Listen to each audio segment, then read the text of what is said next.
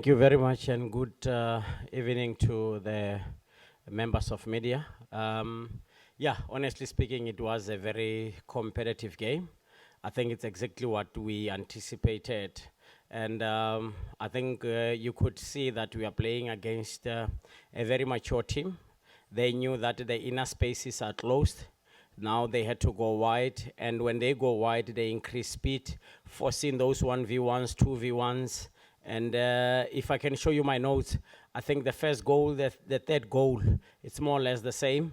They went wide. Before we could even recover in the central space, they had already played the ball, and unfortunately, we ended up conceding. Thank you. Yes, I think we did. If you look at trying to close the inner spaces, the half spaces, where we knew that Mane and the opposite winger will be trying to go into, we did exactly that. But I think dealing with the full backs, that's where the problem was, because when they were climbing too high, sometimes maybe we were late to track them into our defensive zones, and that's why maybe they managed to score from crosses. If we want to be honest, I don't think they were really giving us problems through the central space, because that's where we knew that they will push Gué high up. They will also try to push Jacobs and all of those players that are more creative in terms of keeping the ball. But we tried to control the central space. But I think our biggest problem was how we shift to the wider spaces. That's where they tried to play quickly, because they could see that we delayed to cover those spaces, and we ended up conceding.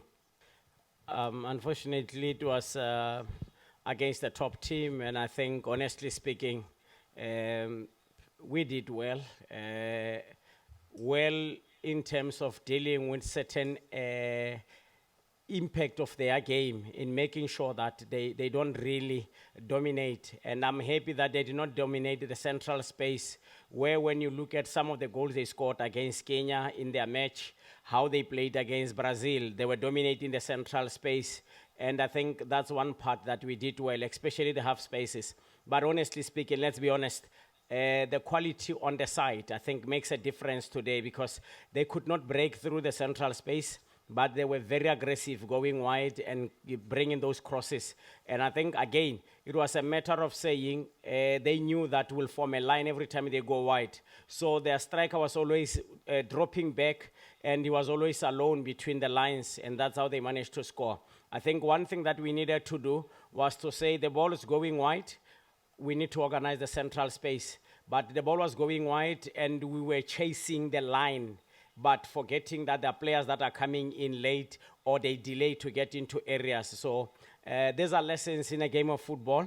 And this is one aspect that you need to see it happening before you can coach it, because how they were running, they were forcing us to drop quicker, but at the same time, they were delaying so that they can get that space between our 6 yards space. And that's how they managed to score goals. And like I said, we needed to concentrate on blocking the central space, but our shifting had to be quicker in making sure that we don't allow them to play or overloads on the side. Unfortunately, sometimes we will delay, because the game was also demanding, the ground was a bit heavy, and these are some of the things that I think contributed in us losing the match. Okay, all right, go ahead. Coach, what lessons do you take into the next game? Thank you. Can you come again? You said how far? How far do you think Senegal can go?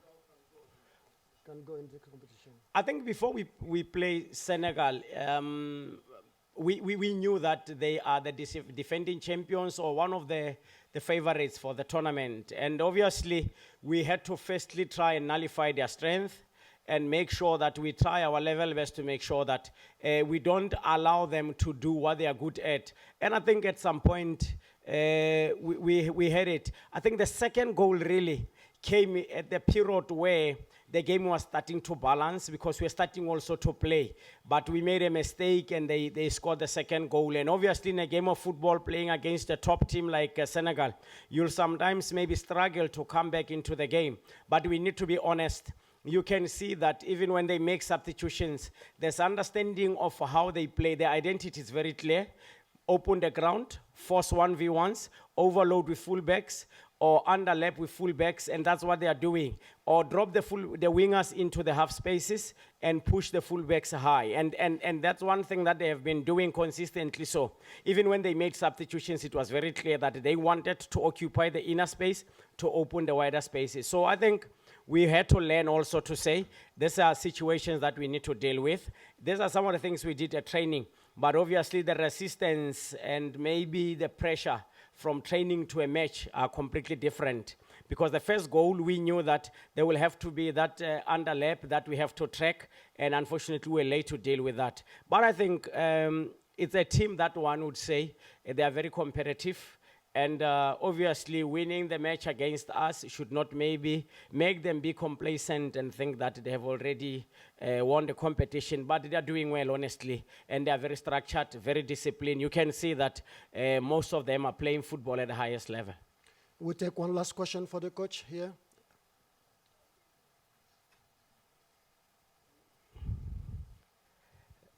We don't have to put ourselves under pressure and think of Benin while we need to correct mistakes we made against Senegal. Let's be honest, when we were preparing for the game, we knew that there'll be moments where we are going to have to play without the ball for the better part of the match. And I think when you look at when we considered the first goal, it was during critical phase, around 40th minute. And I think the second goal came in the first 15 minutes of second half, which was still another phase of critical phase in a match. And when you look at the last goal where they scored the third goal, it was again around the 87th minute, and they managed to score the third goal. So that simply says that as much as you were prepared and willing to play without the ball, obviously the ground was heavy, you were gonna get tired.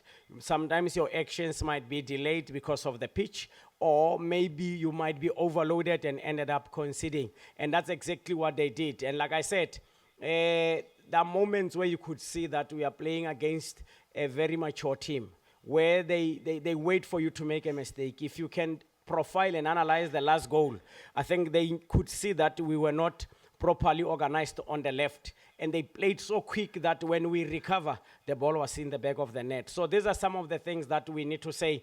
I mean, they can only come from individual brilliance, which when you are trying to deal with them, you learn from them and say, this is what we needed to do in this situation. But unfortunately, you can only correct mistakes after they have happened. And it's exactly that has happened. But this has been a very good game, honestly speaking. And I'm very proud of our boys. I think they tried their best to make sure that they fight. The counter-attacks we got, which I think we could have at least scored one, but it's a game of football. We could not complete the actions. But lessons taken from this game.